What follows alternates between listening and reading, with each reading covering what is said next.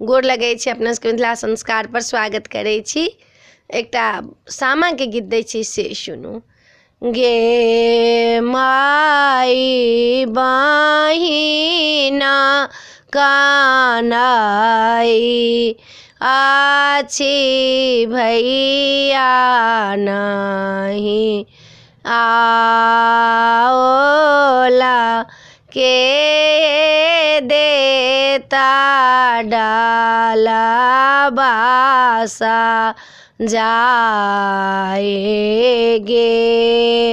माई कानी कानी बहिना रोधाना पासा राये भैया नहीं आएला हमारा अगे माई भैया जाना लाका आएलाई सामा हंसा घोड़ा भैया दौड़ाला गे माई एहाना घोड़ा पकड़ालानी भैया चली भेला मागा मुंगेरा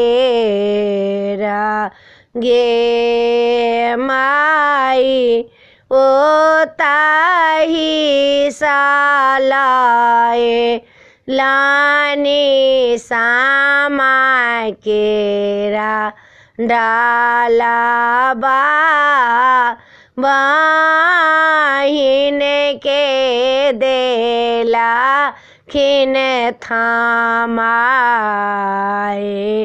गे माई जूनी कानू जूनी खीजू बहिना साहो दारा हामासा माँ बनाबा गे माई लाले लाले सामू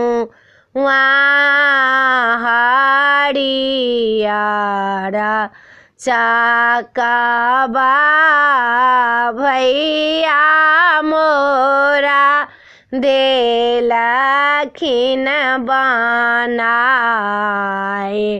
गे माई जुगा जुगा जी बाथू भैया हमारा सामा देला खिन बनाए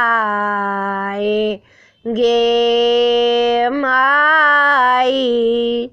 ये वीडियो में अच्छा लग अपने सबके सामा के गीत निक लागत तो चैनल के सब्सक्राइब करो नहीं बिसरबे, जरूर सब्सक्राइब करबे, लाइक करबे, कहबे जरूर। जय मिथिला, जय माता जी।